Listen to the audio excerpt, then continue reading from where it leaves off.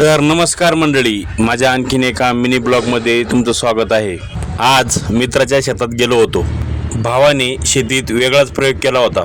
भाऊने कष्टाने आणि डोक्याने परिसरात कुठंच नसणारं ब्रोकोलीचं पीक केलं होतं आणि दिवस रात्र कष्ट करून ते जोमात पण आणलं होतं।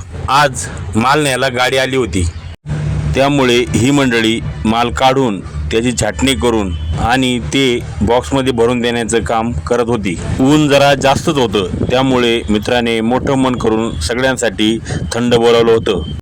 आता मी फक्त फिरायला म्हणून गेलो होतो, त्यामुळे थंड मला देतो का नाही हे मला माहीत नव्हतं, म्हणून मी थंड वाटायच्या वेळेस पटकन माल छाटणाऱ्या मंडळींपाशी जाऊन बसलो आणि त्यांना थोडी मदत केली। मग गल्लासाठ डायरेक्ट थंड जागेवरच आलं। मग गाडी भरायच्या वेळेस संध्याकाळी भाजीची सोय होईल या हिशोबाने मित्राकडे वानुळा मागितला। हे खायची पहिलीच वेळ असल्यामुळं मित्राने पिकवल्यामुळं मित्रालाच मी रेसिपी विचारली। मित्राने पण बराच विचार केला आणि सांगितलं यूट्यूबला पाहून कर। गाडी लोड झाल्यावर मालाचा हिशोब चालू झाला।